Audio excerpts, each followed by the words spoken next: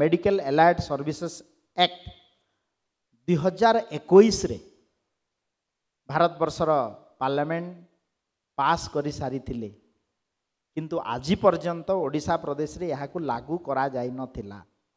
आम सरकार आसला परे ये 2 वर्ष भितरे रिसेंटली आमे कैबिनेट रे state medical allied services rules 2026 पास करिछु, जो थे कि 10टा ब्रॉड कैटेगरी रो 56 कोर्सेस बहुत शीघ्र प्राय से भितर 20टा ओडिशा रे स्टार्ट होईची।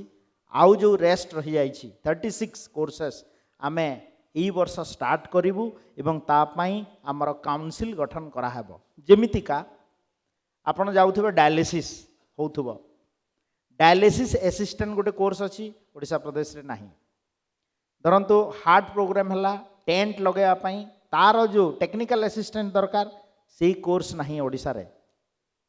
आमे गोटे पैथोलॉजिकल टेस्ट हेबार अछि, विभिन्न प्रकार बायोलॉजिकल टेस्ट हेबार अछि, तार कोर्स ओडिशा प्रदेश रे नाही।